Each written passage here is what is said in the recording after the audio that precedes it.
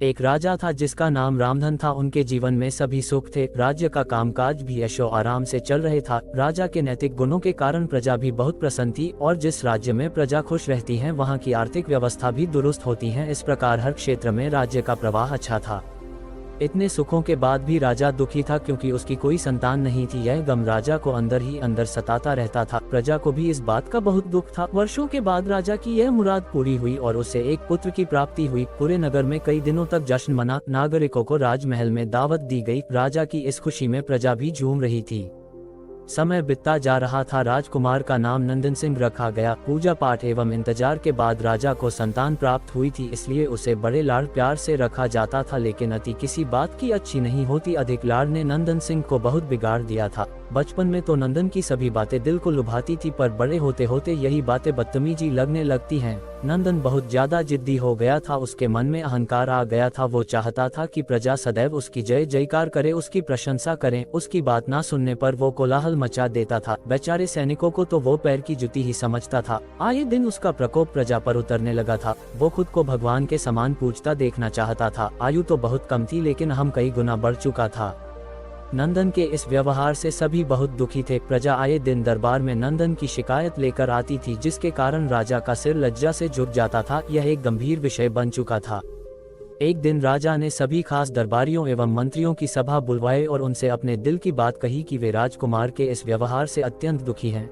राजकुमार इस राज्य का भविष्य हैं। अगर उनका व्यवहार यही रहा तो राज्य की खुशहाली चंद दिनों में ही जाती रहेगी। दरबारी राजा को सांत्वना देते हैं और कहते हैं कि आप हिम्मत रखें वरना प्रजा निस्सहाय हो जाएगी। मंत्री ने सुझाव दिया कि राजकुमार को एक उचित मार्गदर्शन एवं सामान्य जीवन के अनुभव की जरूरत है। आप उन्हें गुरु राधागुप्त के आश्रम भेज दीजिए। सुना है वहाँ से जानवर भी इंसान बनकर निकलता है। ये बात राजा को पसंद आई और उसने नंदन को गुरु जी के आश्रम भेजा।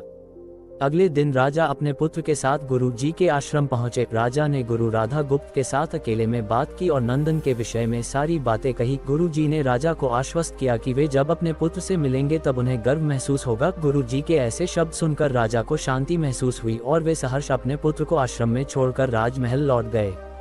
अगले दिन सुबह गुरु के खास चेले द्वारा नंदन को भिक्षा मांग कर खाने को कहा गया, जिसे सुनकर नंदन ने साफ इनकार कर दिया। चेले ने उसे कह दिया कि अगर पेट भरना है तो भिक्षा मांगनी होगी और भिक्षा का समय शाम तक ही है, अन्यथा भूखा रहना पड़ेगा। नंदन ने अपनी अकड़ में चेले की बात नहीं मानी और शाम होते होते उसे भूख लगने लगी, लेकिन उसे खाने को नहीं मिला। दूसरे दिन उसने भिक्षा मांगना शुरू किया। शुरुआत में उसके बोल के कारण उसे कोई भिक्षा नहीं देता था, लेकिन गुरुकुल में सभी के साथ बैठने पर उसे आधा पेट भोजन मिल जाता था। धीरे धीरे उसे मीठे बोल का महत्व समझ आने लगा और करीब 1 महीने बाद नंदन को भरपेट भोजन मिला, जिसके बाद उसके व्यवहार में बहुत से परिवर्तन आए।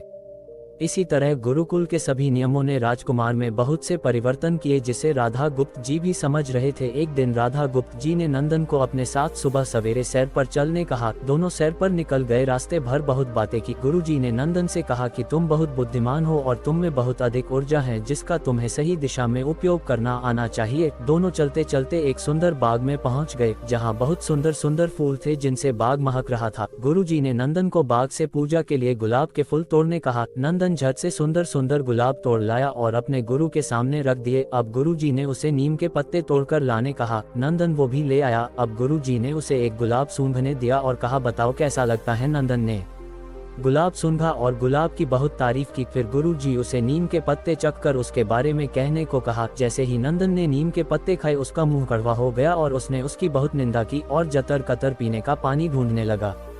नंदन की ये दशा देख गुरु जी मुस्कुरा रहे थे। पानी पीने के बाद नंदन को राहत मिली। फिर उसने गुरु जी से हंसने का कारण पूछा। तब गुरु जी ने उससे कहा कि जब तुमने गुलाब का फूल सूंघा तो तुम्हें उसकी खुशबू बहुत अच्छी लगी और तुमने उसकी तारीफ की, लेकिन जब तुमने नीम की पत्तियां खाई तो तुम्हें वो कड़वी लगी और तुमने उसे थूक दिया और उसकी निंदा भी की। गुरु जी से नंदन को समझाया, जिस प्रकार तुम्हें जो अच्छा लगता है तुम उसकी तारीफ करते हो, उसी प्रकार प्रजा भी जिसमें गुण होते हैं उसकी प्रशंसा करती है। अगर तुम उनके साथ दुर्व्यवहार करोगे और उनसे प्रशंसा की उम्मीद करोगे तो वे ये कभी दिल से नहीं कर पाएंगे। इस प्रकार जहाँ गुण होते हैं वहाँ प्रशंसा होती है।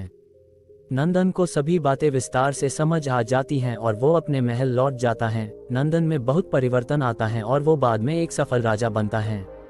गुरु की सीख ने नंदन का जीवन ही बदल दिया। वो एक क्रूर राजकुमार से एक न्यायप्रिय दयालु राजा बन गया। इस कहानी से हमें यही शिक्षा मिलती है कि हम में गुण होंगे तो लोग हमें हमेशा पसंद करेंगे, लेकिन अगर हम अवगुणी हैं तो हमें प्रशंसा कभी नहीं मिल सकती।